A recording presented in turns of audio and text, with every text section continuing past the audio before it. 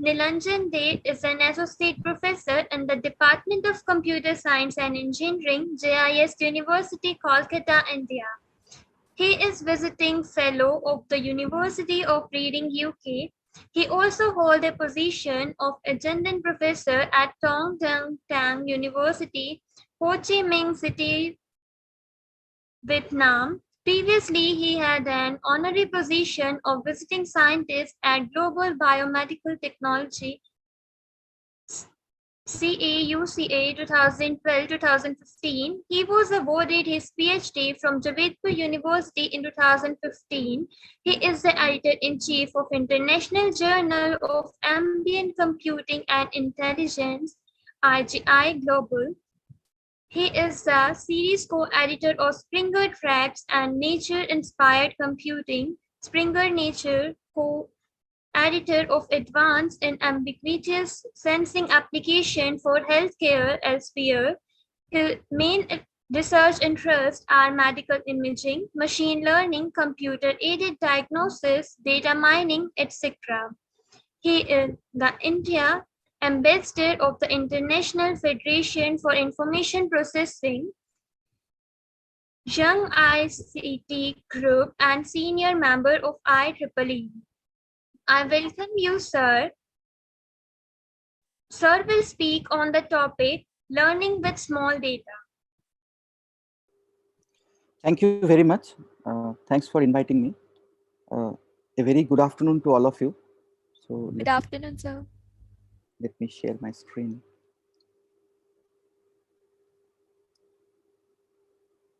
It's visible, correct?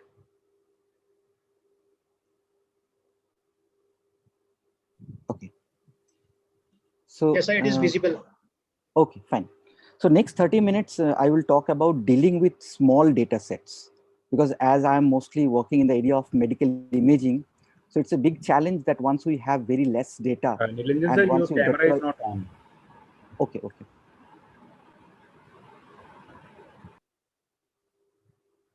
Yeah. Yes, now. So that time the major problem is if the data set is very less, then in medical imaging, it's a very common problem that how can we deal with machine learning algorithms. So that's why the topic which I have chosen is how to deal with small data sets. Now, any machine learning algorithm, it's always depends on or very much sensitive to the data which you are using for the training purpose. So always we have to go for selecting the high quality data, so which we will use for the training purpose. Now, if we not provide the high quality data, if we provide the garbage, so it will be garbage in and garbage out. So always we have to first we have to look into the target, and based on the target, we have to feed the observed data. So there is a major role of data cleaning process, because data cleaning process actually identify, it helps to identify which data is bad data, which data is good data, and after that, it will actually correct the errors which are there in the data set, which actually negatively impact the prediction model or any kind of predictive model. Now, what the bad data set is? The bad data set is basically the inconsistent schema, your missing data, redundant data, or say contextual error, maybe the garbage value. If you have some extraneous text in the image, that might be the bad data set. So all good data sets are alike, but each bad data set is bad in its own way.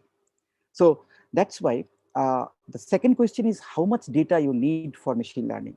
So how much data is actually we require for any kind of algorithm for a training purpose.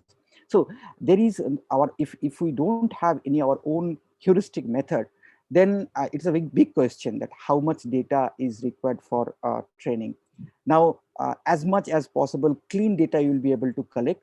That is good for machine learning. Now, bigger the better. There is a thumb rule.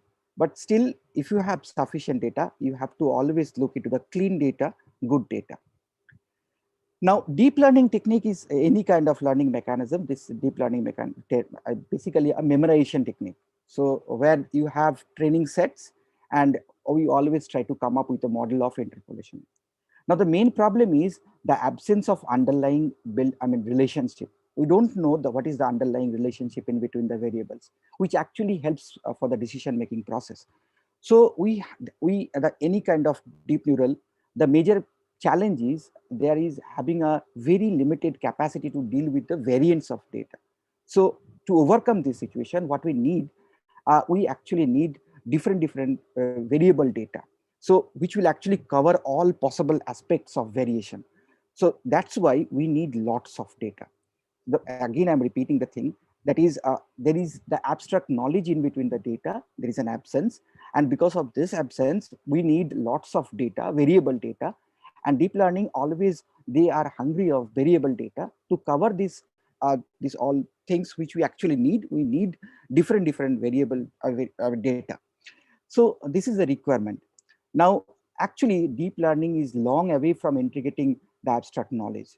So what the object are, what they are for, what they are typically used for, we are not that much focused on that. Rather, we only use this without knowing the abstract knowledge.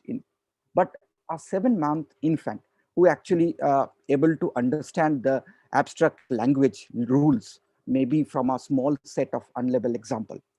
So that's why the abstract knowledge finding is very important. And until we get the abstract knowledge, we need thousands of data, millions of data, maybe more than that. So there is two questions. One question is how robust deep learning algorithms are. And the second question is how much data is enough for quality training purpose. Now, if you look into this graph, you will see if there are very less number of data, what our generalization is not good. But as the number of data points increases, we try to fit the curve, we will get more generalized form. And even if in the linear regression, if the number of points increases, you will see the points estimation will be improved. Like in KNN, a change in the prediction class, if the size of the data increases, then accordingly it will change.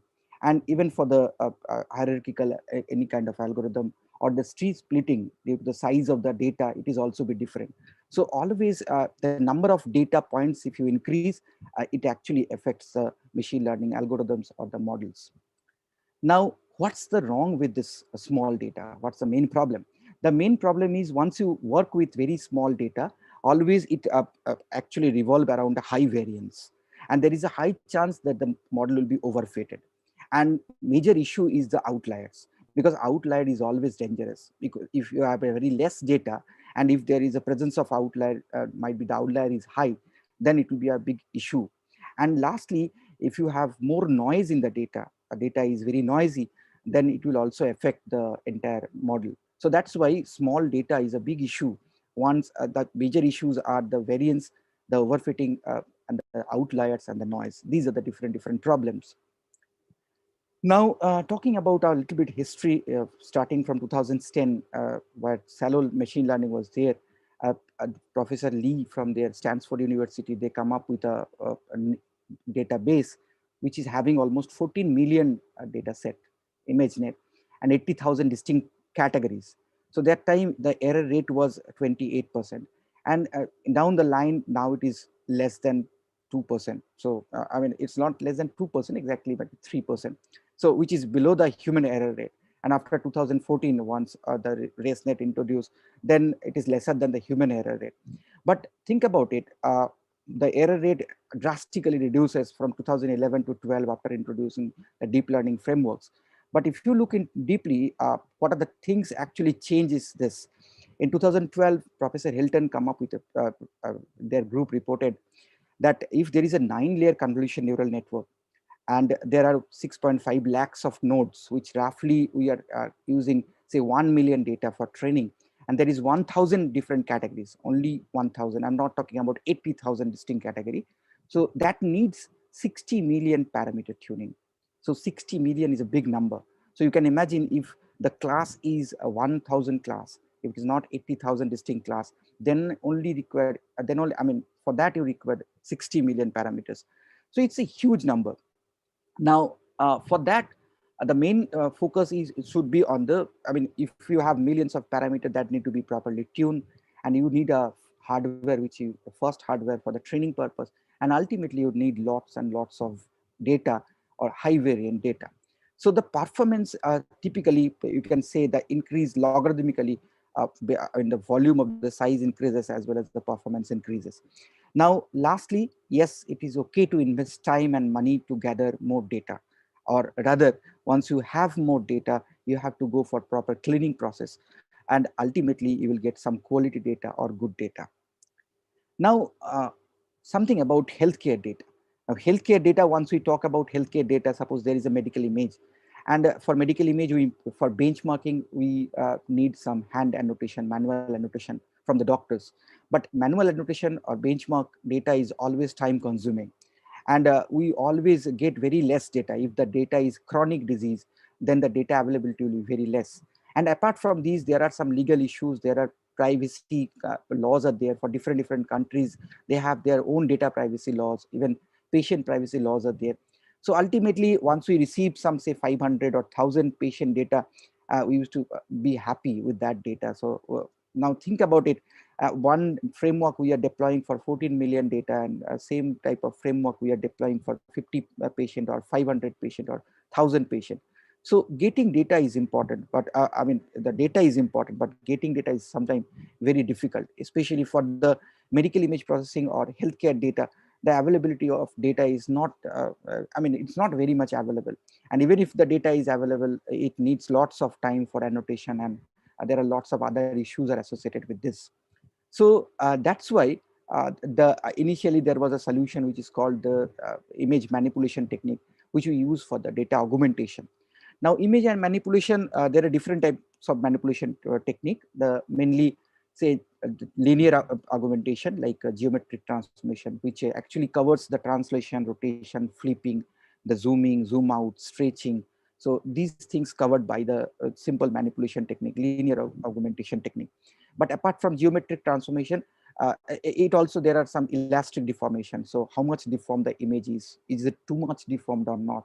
Or the contrast augmentation, maybe the color augmentation, how much color contrast, or say if there is uneven illumination, you change the illumination level, you go for histogram equalization, you go for white balancing, soften. So in this way, you can increase number of images from the base image. So if you have one image, you can create multiple image from there by these manipulation techniques. So your data size will be some certain folds, say n folds, or more than that, whatever you are actually wants to work with.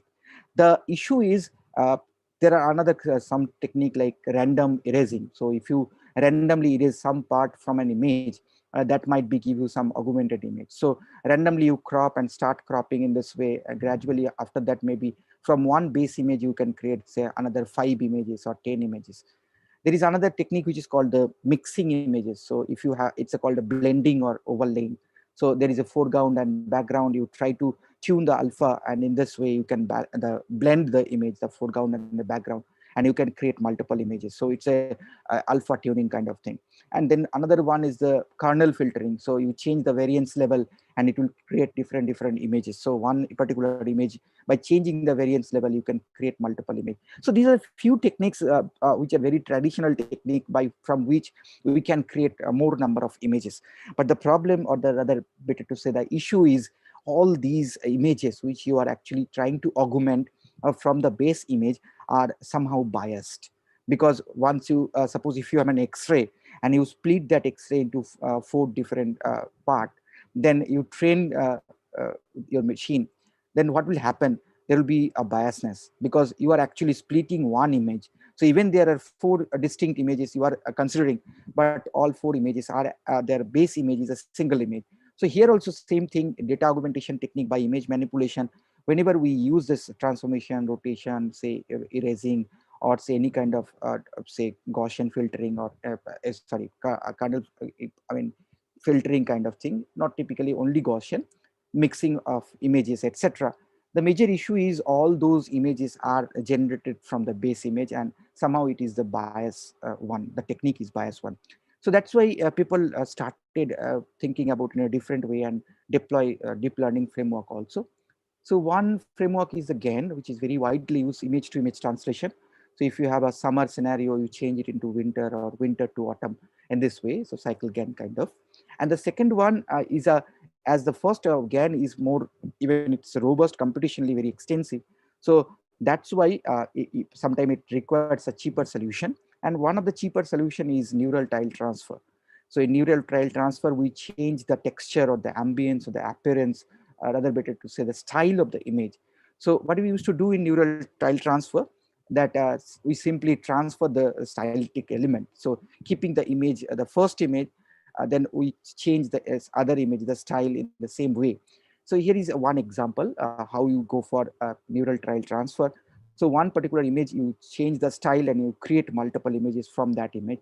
So this is one cheaper solution. Number of parameter requirement is also very less, and it's not that much time consuming also. So this is one solution. And as a other solution was a GAN solution.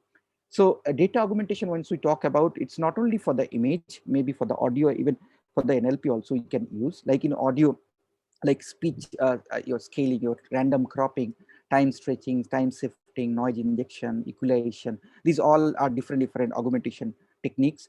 Or in image also, there are some different categories like affine transformation, elastic transformation, advanced transformations are also there, and neural based transformation are always there. So neural based transformation, under that the GAN comes, or adversarial noise comes, or neural tile transfer come. For say advanced transformation, the blending technique, as I already discussed, the random erasing, this comes under that.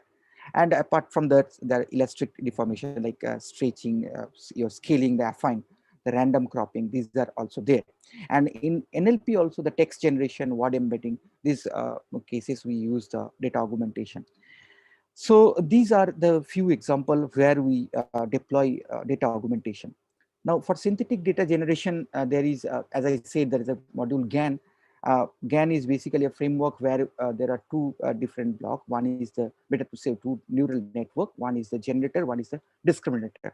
So generator always creates the fake image. So if you have noise Z, which is basically maybe the normal or uniform distribution noise, and you are passing through a generator G, and you are creating some fake image, say X.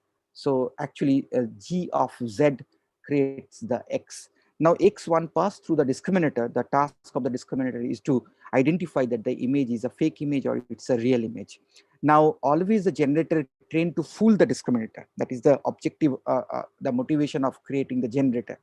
And always the discriminator give up a probability that it's a real data or it's a fake data. So as close as possible to the real data, that is our intention. We try to create the synthetic data. And discriminator is a classifier, which always try to classify, is it a real data or is it a fake data. Now, after that, there are two, as I said, two neural network. The first neural network model, actually, the Z of G of Z theta 1, and the output is the X, which is the desired output, maybe the synthetic data X, which is a fake image. And that is the input of the next neural network, where we pass through Z, ZX theta 2. And always it gives a probability, is it a real data or fake data? So we need to tune the theta 1 and theta 2. So now the main thing is, after that, we have to understand that there are two important maximization and minimization problem. So maximization problem is the real data should be classified as the real data set. And minimization thing is the fake data should not belong to the real data set. So if we I mean, in a nutshell, we can say that we are trying to maximize the D of X, and we are trying to minimize the D of ZZ. So it's a max min, one place you are maximizing the probability of real data to be real data, and minimizing the fake data should not go into the real data set. Now, in this way, as I said, the discriminator is a classifier. So it is always having some error function or loss function. So for that, the network, once we try to maximize, we will encounter this. And always our objective should be the generator should always create more realistic data, and discriminator always try to classify it correctly. So always we use one particular function, which is a log loss, a logarithmic probability, because log loss always gives a high penalty to the classifier. So even if there is a very less error, it needs to give a high penalty. So that's why after several times of training, then it need to optimize the objective function. It is trying to optimize the objective, I mean, oppose loss function. That is the Max-Min game theory, which actually follows, where we try to, the generator creates more synthetic data, and the discriminator may be at a point of time unable to identify that the image which is generated by the generator, that synthetic image, is so realistic that it is not be able to captured by the discriminator as a fake image. So that point of time, we can say that we are able to successfully create the synthetic image. So this is one technique by which we can create more number of synthetic data, which is not really actually present from the noise itself. We are trying to create the augmented image. So this is one technique after that, the neural trial transfer. Then another way we can also use, create, solve rather this kind of problem, that is the transfer learning. So often the amount of data which you need for the training is not so high. So that time we need for transfer learning. So if you are solving one particular problem, and that problem solving maybe you are using or rather reusing to solve a different problem, that is basically the notion of transfer learning. And here in deep learning, suppose we have a public data set, and that might be solvable because you have lots of variable data. And once you solve this, that knowledge need to be transferred into some other layer for solving another problem. So that is the main objective, is if you solve a task A, and that prior knowledge or the frozen knowledge or the pre-trained knowledge needs to go to B, which actually helps to solve B. So this is the transfer of knowledge. So from public pool, we can solve where the data set is very less. So if the data set is less, you can use the frozen knowledge or the pre-trained knowledge. So here the main thing is in the last layer, the number of parameters is very less, and it's not that much heavily computationally expensive like other, the techniques. So transfer learning is widely used for this, where you actually not create the synthetic image. Rather, what you do, you try to solve your own problem by solving other problem where the data availability is high, and you gather that knowledge, transfer that knowledge to solve one particular problem where the data set is very less. So Google also in 2012, there is a, always it's a very big challenge. If you come up with some forecasting model, like if there is any pandemic or anything. So for forecasting model, if the data availability is a big issue, because suppose somebody is working a pandemic data set where the pandemic comes for 2 months or 3 months and the data availability is very less, it's a very small data. Then based on that data, if you come up with some prediction model, it's always a very challenging task. In 2012, Google actually tried this to predict a flu in states. And ultimately in 2015, they reported it was it actually not be able to do it properly. So it's a failure case. So there is a nice book written by Martin, which is called The Small Data. So he have written this nice code that small data is a foundation of any kind of breakthrough of ideas. So or completely new ways of etc. around bands. So that is the always, if you want to test, then you should first test on the small data. If it is work fine, then might be the big data will be a good, rather better to say not big data typically. A good number of data is good to go for. So there is another way which is called the one-shot learning. One-shot learning mainly used for the facial recognition system, where the model is given only one instance of training data. If you give one instance of the training data, learning to redefine the instances in the testing data. So if either the model will be trained with you can say it's a one data or zero shot learning.